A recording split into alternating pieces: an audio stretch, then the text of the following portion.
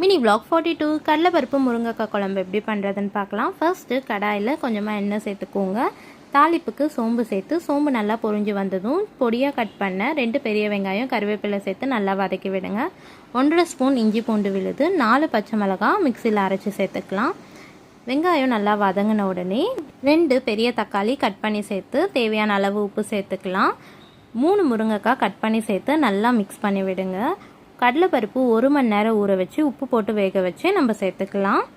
கடலைப்பருப்பு நல்லா மிக்ஸ் பண்ணி விட்ட உடனே 1/2 ஸ்பூன் மஞ்சத்தூள், 1 ஸ்பூன் குழம்பு மிளகாத்தூள் சேர்த்து குழம்புக்கு தேவையான அளவு தண்ணி சேர்த்து நல்லா கொதிக்க விடணும். ஒரு மிக்சி ஜாரில் அரை மூடி தேங்காவை சின்ன சின்னதாக கட் பண்ணி சேர்த்துட்டு கொஞ்சமாக முந்திரி, 1 ஸ்பூன் கசகசா சேர்த்து நல்லா இந்த மாதிரி அரைச்சி பேஸ்ட்டாக எடுத்துக்கோங்க. இப்போது குழம்பு நல்லா கொதித்து வந்த உடனே அரைச்சி வச்சுருந்த தேங்காய் பேஸ்ட் சேர்த்து மூடி போட்டு ஒரு 5 நிமிஷம் கொதிக்க விட்டு கொத்தமல்லி தூவி இறக்குனா ரெடி.